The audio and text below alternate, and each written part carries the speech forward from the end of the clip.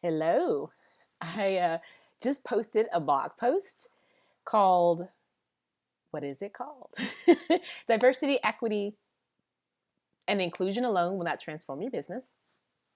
And I wanted to share some thoughts on a few things, four things I think it is, that you can be looking at beyond just doing your cursory DEI initiatives, because I've been super excited about the level of interest in DEI. We've had a lot of people reaching out to us to work with them on DEI initiatives. What I'm not so excited about is DEI being used as a band aid, right?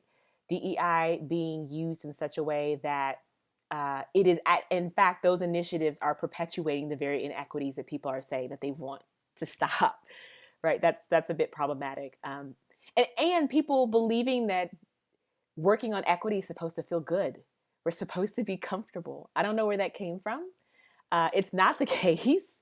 And really, it's only friction that's going to create that change. It's getting uncomfortable and asking questions, because comfort is arguably why we're in the situation that we're in currently. And so if we're talking about truly creating equity, we're talking about not just changing and tweaking, but transforming entire systems and institutions and narratives, ways of doing business, because I would argue that the dominant business narrative is very, very inequitable, right? Um, and there are many manifestations of that inequity: the concentration of power, the concentration of capital, the concentration of assets, the concentration of ownership and financial equity. All of what we see so much in the business world is a wonderful manifestation. Not wonderful, it is not wonderful, but it is a good example of the manifestations of inequity. And so I bring this up because what we're seeing is a business with a predominantly white board that reports to its predominantly white male shareholders, who hold its predominantly white male exec team responsible. They're doing DEI initiatives, right? They're looking at hiring, maybe, or let's use less gendered language. But those other things are issues. Those are things those are inequities. They're manifestations of inequities. And so we have to start asking questions about why is there, again, this concentration, and what are some of the assumptions and things that we're doing that are contributing to this. And so there's this concept of three horizons that I think helps. And it's horizon one is where we are, horizon two is change, and horizon three is the promised land.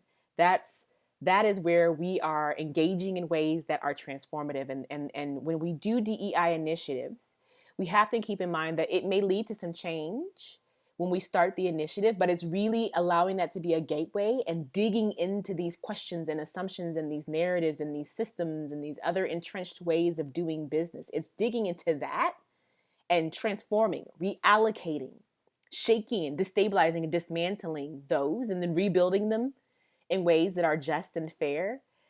That is what's going to get us to horizon three. Not looking at our hiring policies. That's only going to create so much change. And so looking at things like, who are our shareholders is one. Are you looking at your shareholders? What's the demographic? Is there a reason for that? Where does financial equity go? Is it really fair that a bunch of people who have nothing generally to do with our business get these dividends and these payouts, and then the folks on the ground get pennies thrown at them? They don't, is it fair that they don't have ownership of the business itself, this business that they're contributing to and creating the revenue for? So looking at your shareholders, looking at how financial equity is divvied up, looking at ownership, and asking very real questions about ownership. Uh, there's this assumption that if I started, I should own all of it and all the monies should come to me. Who does that benefit? Where did that narrative start? And is that a narrative that we want to continue? Looking at who your managing and exec teams are is really important. Is there a trend there? Do all their kids go to the same school? And then also looking at your supply chain. Do you look out for your supply chain? Do you pay your supply chain? Uh, how do you treat your supply chain? And to that end, your business model, because that's the sneakiest, but the most way of perpetuating inequity, because so many business models perpetuate inequity. Are you going into communities and extracting out talent and resources and finances and thought? Are you extracting from communities at the lowest dollar possible and then selling to the highest bidder? Are you doing what a lot of these tech platforms are doing, where you're crowd sourcing, creating these platforms? Hopefully you see my cynicism here. Yeah, you're creating these platforms that are making you a gajillion dollars, and then I have to open up a Patreon and have people throw a couple of dollars at me as a creator, but not an owner. I'm a creator, but not an owner. Who does that benefit? Again, who, and do the owners of that company, of that tech startup, do they look, of that business, do they look like the creators? Probably not.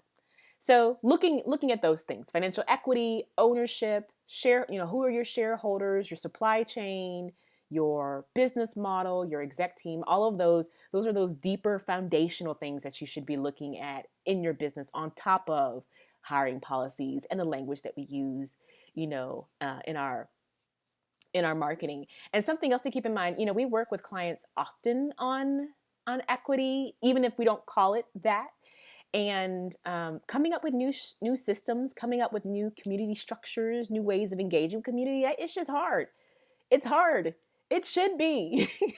Here's the thing: it's even harder on other folks, right? The people who are being marginalized, imagine how hard it is on them. And so while a lot of this conversation can be framed, well, first, it's hard, and it requires that you rethink your outcomes and your benchmarks and your goals. Because a lot of people, what they do is they start going about a new way of business. And I know this personally, a new way of business, but they have these old inequitable goals that they've set.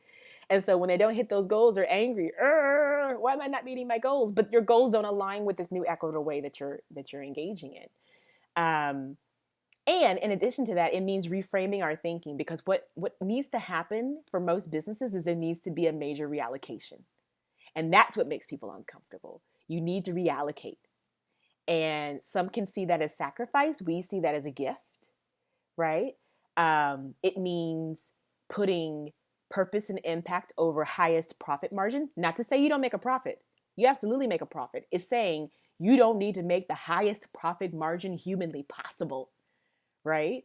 It's saying what matters to us is now someone is able to build financial stability. Now one of our staff who wouldn't have had intergenerational wealth, they can build intergenerational wealth in the community in which we have normally extracted from. It means creating life conducive and not life threatening environments. And it's absolutely worth it. So my hope is if you're running a business and you're doing a DEI initiative, that you will dig a little bit deeper and look at some of these things. All right. Good luck.